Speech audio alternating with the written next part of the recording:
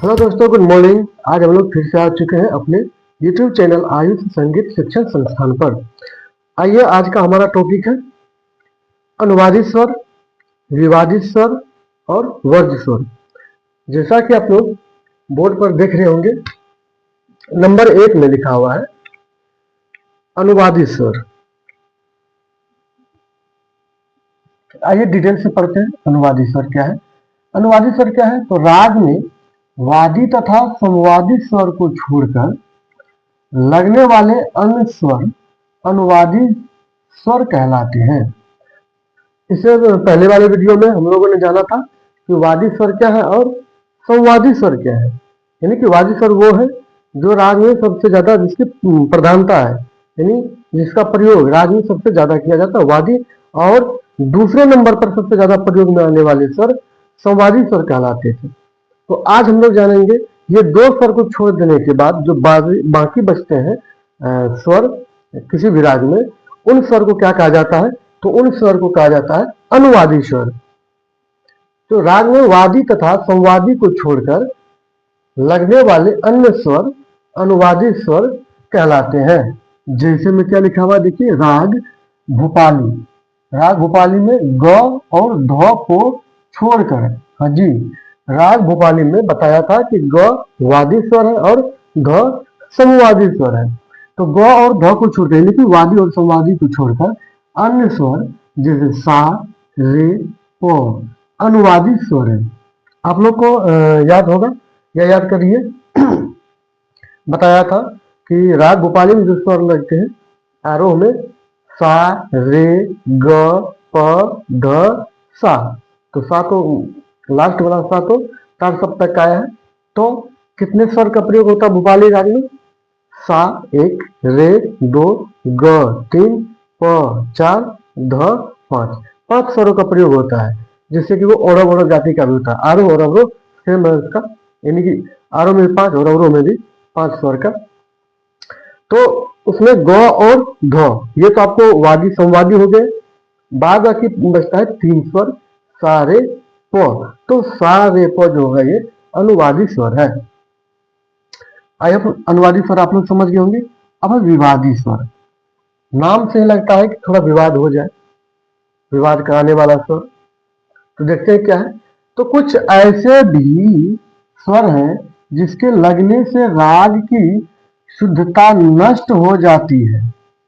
जी हाँ, ऐसे स्वर हैं कुछ जिसको लगाएंगे तो राग की शुद्धता ही नष्ट हो जाएगी, राग का वो पहचान ही नहीं बचता है। तो ऐसे स्वरों को क्या कहा जाता है? विवादी स्वर कहा जाता है। ऐसा जैसे राग भूपाली में सारे ग प ध सा है, यानी कि सभी शुद्ध स्वर है। इसमें म का प्रयोग नहीं दिखलाया गया है, लेकिन कर दिया जाए तो राग भूपाली का जो गुण है तो उनकी शुद्धता ही नष्ट हो जाएगी, वो गुण ही खत्म हो जाएगा। तो इस तरह से वो विवादी स्वर में हो जाएगा। लेकिन क्या कहता है आगे देखिए, परंतु अपवाद स्वरूप कुछ ऐसे भी स्वर हैं जिनका प्रयोग गुणीजन राग की सुंदरता को बढ़ाने के लिए करते हैं।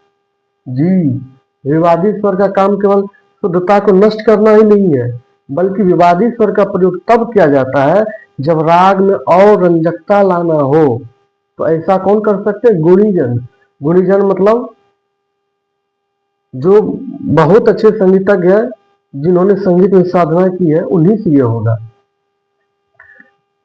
तो राग की सुंदरता को बढ़ाने के लिए कभी कभी विवादी स्वर का प्रयोग किया जाता है, यानी कि एक्स्ट्रा स्वर का प्रयोग किया जाता है, जो कि जनरली वो राग में उसका प्रयोग होता नहीं है, लेकिन सुंदरता बढ़ाने के लिए कभी कभी गुणीजन इसका प्रयोग कर देते हैं, तो बहुत सुंदर लगता है सुनने में। तो इसीलिए उस स्वर का नाम रख गया है विवादी। अब जब एक्स्ट्रा कोई चीज आ जाएगा तो विवाद तो होगा ही, तो विवादी स्वर नाम पड़ा। जैसे देखिए कि राग बिहाग में तीव्र मध्यम, यानी कि राग बिहाग में आपको यहाँ देखिए, यहाँ सबको पता चलेगा, यहाँ लिख दिया नीचे मैंने राग बिहाग का आरोह क्या है। आरोह में जो स्वर लगता है राग बिहाग में नि, सा, ग, म, प, नि, सा, ये नहीं हो गया आपको मंद्र सप्तक का। यहाँ से मध्य सप्तक शुरू होता है, सा ग म प फिर नी मध्य सप्तक का, और सा तार सप्तक का है। तो यहाँ पे देखा जाए कि इसमें तीव्र म का प्रयोग नहीं है। यहाँ देखिए राग विभाग में आरोह और अवरोह दोनों देखिए, इसमें कहीं भी तीव्र म का प्रयोग नहीं किया गया है। लेकिन कभी कभी गुणीजन जो है राग विभाग में तीव्र मध्यम का प्रयोग कर देते हैं, जिससे कि राग की सुंदरता बढ़ जाती है, और राग भैरवी में शुद्ध रे का प्रयोग कर देते हैं, तो उसके राग की सुंदरता और बढ़ जाती है। हालांकि ये नियम नहीं है राग भैरवी में शुद्ध रे लगाने का, और राग विभाग में तीव्र मध्यम लगाने का नियम नहीं है। यहाँ देखिएगा आप लोग राग भैरवी में, तो आरोह में क्या है, सा है, कोमल रे है, कोमल ग है, म शुद्ध है, प त्वचल है, ध कोमल है, नी कोमल है, और ये सा तार सप्तक का है। तो इसमें आप देख सकते हैं कि 4 स्वर ऐसे हैं जिनका प्रयोग कोमल स्वर का प्रयोग किया गया है, जैसे रे ग ध नी, ये 4 कोमल लगे हैं। लेकिन कभी कभी गुणीजन क्या करते हैं, शुद्ध रे का प्रयोग कर देते हैं, शुद्ध रे का। आप लोग कोमल स्वर और शुद्ध स्वर जानते होंगे, जो नहीं जानते, जो नहीं है यूट्यूब पर, वो पीछे वाले वीडियो जाकर देख लीजिएगा, शुरू में ही इसको बताया गया था, तो बहुत अच्छे से समझ पाइएगा आप लोग। तो सा रे ग म प ध नि सा, 7 स्वर का प्रयोग होता है इनमें, 7 स्वर का, आरोह में भी अवरोह में भी। तो संपूर्ण जाति का वादी इसका म या प है, कभी कभी म भी उसका प्रयोग होता है, कभी कभी प भी प्रयोग होता है अधिकतर, लेकिन प का प्रयोग करते हैं गुणीजन। लेकिन कभी होता है क्या कि तान लेते समय जो ना म ज्यादा यूज में आता है, तो वादी म या प दोनों मान सकते हैं। संवादी इसका सा हो जाएगा, 4 अक्षर का अंतर रहता है, यानी 4 स्वर का अंतर रहता है। ठाट भैरवी, भैरवी राग भैरवी ठाट से उत्पन्न हुआ है, ये जनक ठाट है। तो इसमें देखिए शुद्ध रे का जो प्रयोग कर दिया जाता है, तो राग भैरवी के लिए शुद्ध रे हो गया विवादी स्वर, और राग विभाग के लिए तीव्र मोह हो गया विवादी स्वर।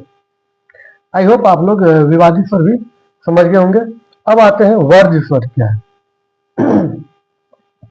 वर्ज स्वर क्या है, तथा ऐसे स्वर जिनके प्रयोग से राग नष्ट भ्रष्ट हो जाए, ऐसा प्रयोग जैसे करने से राग नष्ट भ्रष्ट हो जाए, बिल्कुल ही नष्ट भ्रष्ट हो जाए, वर्ज स्वर या वर्जित स्वर कहलाते हैं।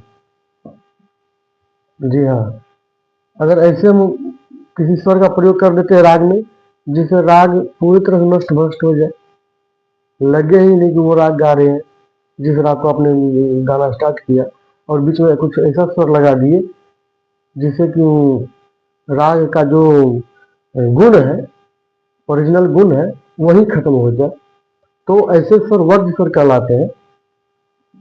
जैसे राग भोपाली में मौनी तथा राग दुर्गा में गौनी। राग भोपाली में आरोह में क्या है, सा रे ग प ध स, अवरोह में भी सा ध प ग रे सा। तो म और नी का कहीं जिक्र इसमें नहीं है आरोह अवरोह में, तो ये हो गया वर्ज स्वर। क्यों वर्जित कर दिया गया, इसलिए इसमें नहीं है। जैसे यहाँ भैरवी राग देखिए, इसमें सारे ग म प ध नि सा, इनमें सारे के सारे स्वर का प्रयोग किया गया है, तो इसमें वर्ज स्वर कोई भी नहीं है। लेकिन राग भोपाली में 5 ही स्वर को प्रयोग किया गया है, इसका मतलब 2 स्वर जो है वो क्या वर्ज स्वर है, यानी उनका प्रयोग करने से राग भोपाली नष्ट भ्रष्ट हो जाएगा, उसका गुण बचेगा नहीं राग भोपाली का। इसीलिए कहता हालांकि गुणीजन राग के आरोह तथा अवरोह में नहीं लगने वाले स्वरों में से कुछ ऐसे स्वरों का प्रयोग रंजकता की दृष्टि से विवादी स्वर के रूप में कर देते हैं। अब देखिए जैसे राग विभाग में तीव्र मध्यम कहां से आया, उसमें तो है नहीं, लेकिन कर तो दिया गया है, तो उसके लिए तो म भी वर्जित है ना, लेकिन कर दिया गया है ना। तो इसी प्रकार जब कभी आरोह और अवरोह में वो स्वर नहीं रहता है, तो भी कभी कभी गुणीजन बहुत चतुराई से उनका प्रयोग कर देते विवादी स्वर के रूप में। वर्ज स्वर का भी प्रयोग कभी कभी हो सकता है, और करते हैं गुणीजन ऐसा, विद्वान लोग, संगीतज्ञ लोग, गायक लोग, वर्ज स्वर को विवादी स्वर के रूप में। कहता जो कुछ हद तक क्षम्य है, कुछ हद तक क्षम्य है, परंतु वर्ग स्वर का प्रयोग किसी राग में कदापि नहीं किया जा सकता। वर्ग स्वर जो है उनका प्रयोग कभी किया ही नहीं जा सकता है। अगर कर देंगे तो फिर वो नहीं रहा ना, तो फिर नया एक राग बन सकता है, उससे कुछ नया रस आ जाएगा, कोई नई रंजकता आ जाएगी उससे, तो नया राग भी बन सकता है। तो वो राग नहीं रहता है। जैसे राग बिहार के आरोह में यदि रे ध का प्रयोग किया जाए तो वह पूर्णतः नष्ट भ्रष्ट हो जाएगा। अब राग बिहार के आरोह में क्या है, देखिए निशा गम निशा, रे ध का कहीं चर्चा भी नहीं है इसमें, लेकिन अगर लगा दे तो क्या होगा, तो सेम इसके जैसा नहीं हो जाएगा, भैरवी के जैसा। उसमें भी सारे गमो पधनिशा, इसमें सारे गमो पधनिशा हो जाएगा अगर ये शुरू वाले नी को हटा दिया जाए तो अगर सभी स्वर का प्रयोग कर दिया जाएगा तो एक ही तरह के राग बन जाए। तो राग विभाग में रे ध सर्वथा वर्जित है। यही यहाँ पे कहा गया है कि राग विभाग के आरोह में यदि रे ध का प्रयोग किया जाए तो वह पूर्णतः नष्ट भ्रष्ट हो जाएगा। अतः राग विभाग के आरोह में रे एवं ध स्वर वर्जित कहे जाएंगे, जबकि तीव्र म विवादी स्वर के रूप में प्रयुक्त होते हैं। रे ध का चर्चा नहीं है कहीं पर, बिल्कुल भी, न कोमल रे न कोमल ध, न शुद्ध रे न शुद्ध ध, इसलिए वो सर्वथा वर्जित है। तीव्र म का प्रयोग क्यों किया गया है, क्योंकि यहाँ पर शुद्ध म का प्रयोग है, बस थोड़ा सा स्थान में खिसका है, तो प्रयोग विवादी स्वर के रूप में म का, तीव्र म का हो जाता है और गुणीजन ऐसा करते हैं राग की सुंदरता को बढ़ाने के लिए। तो आप लोग वर्जित स्वर और वर्जित स्वर भी जान गए होंगे। वर्जित स्वर यानी कि हमेशा वर्जित ही रहेगा, वो नहीं लगेगा तो नहीं लगेगा। कभी कभी ऐसा आता है समय जब गुणीजन इसका प्रयोग कर देते हैं वैसे, लेकिन वो वर्ज है, निश्चित रूप से वर्ज है। विवादी बस अगर आरोह अवरोह में नहीं है लेकिन फिर भी कर दिए राग की सुंदरता रंजकता बढ़ाने के लिए, तो विवादी और अनुवादी स्वर, वादी संवादी स्वर को छोड़ करके जितने भी स्वर राग में प्रयोग में आते हैं वो सारे अनुवादी स्वर है। तो आई होप आप लोग समझ गए होंगे। तो राग विभाग का थाट क्या है, बिलावल, ये भी आप लोग याद कर लीजिएगा।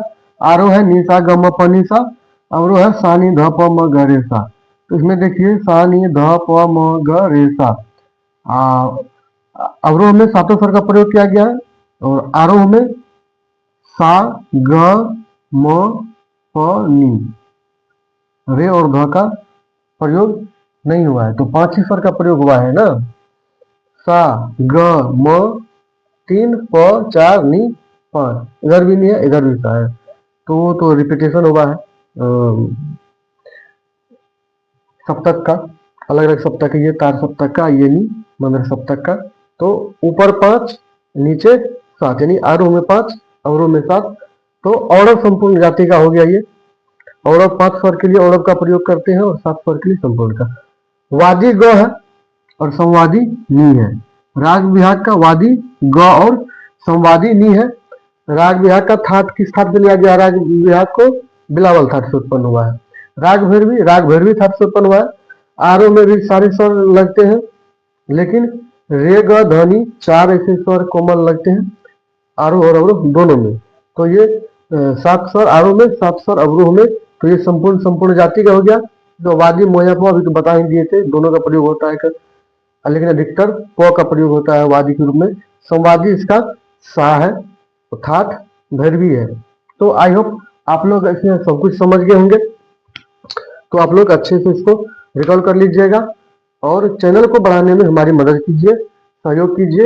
एक ही पैसा आपका खर्चा नहीं हो रहा है और हमारा हौसला आपके सहयोग से दोना चौगुना बढ़ता जाता है। तो हम आगे इसी तरह से वीडियो बनाते जाएंगे और कोशिश करते रहेंगे कि इसे और अच्छा से अच्छा तरीका से आप लोगों को समझा सके। तो आप लोग इसके लिए कमेंट अवश्य करें कि आपको कैसा लगा, आप और क्या चाहते हैं इसमें और मैं क्या सुधार कर सकूँ इसमें। तो आप लोग इस तरह से कमेंट कर सकते हैं। तो मिलते हैं आगे की वीडियो में, तब तक के लिए दीजिए जय हिंद, आपका दिन शुभ हो, आप हमेशा स्वस्थ रहें।